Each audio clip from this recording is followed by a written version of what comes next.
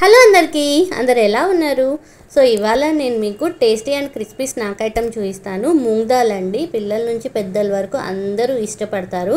ఇంట్లో చేసి పెట్టండి, చాలా అంటే చాలా బాగుంటాయి అండ్ బయట కొన్నట్టే ఉంటాయి. ప్రాసెస్ చూపిస్తాను మీకు. సో ముందుగా 1 కప్ దాకా ఈ పెసరపప్పు తీసుకోండి. ఎల్లో కలర్ అన్నమాట. సో ఇవి ఏం చేయాలి అంటే ఒక బౌల్లోకి తీసేసుకొని బాగా వాష్ చేసుకోవాలండి.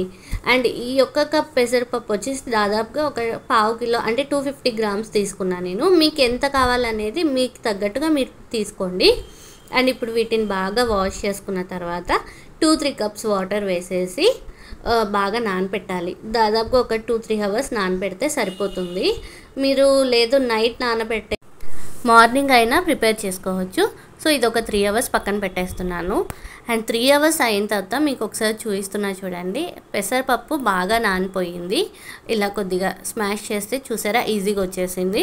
సో ఇప్పుడు వీటిని ఏంటంటే ఇలా చిల్లులున్న గిన్నెలోకి తీసేసుకొని కొద్దిసేపు పెట్టేస్తే వాటర్ అలా దిగిపోతుంది. ఇలా వాటర్ మొత్తం దిగిపోయిన తర్వాత వీటిని ఒక పల్చటి క్లాత్ పైన స్ప్రెడ్ చేయాలి. సో ఇలా స్ప్రెడ్ చేయడం వల్ల ఎక్సెస్ వాటర్ అంతా క్లాత్కి ఉండిపోతుంది. ఫ్యాన్ కిందైనా లేదా ఎండకైనా పెట్టొచ్చు. మరి ఎక్కువ టైం పట్టదండి. జస్ట్ ఒక 1/2 అవర్ అంతే సరిపోతుంది.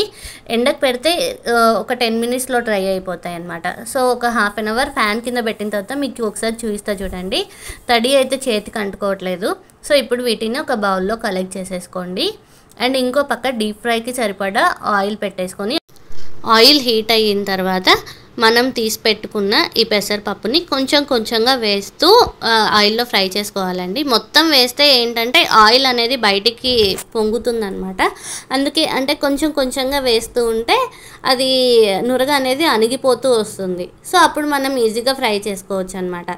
సో ఇలా బాగా మంచిగా ఫ్రై చేస్తూ మంటని లో ఫ్లేమ్లో అడ్జస్ట్ చేసుకోండి. సో అప్పుడే ఇవి లోపల వరకు క్రిస్పీగా ఫ్రై అవుతాయి.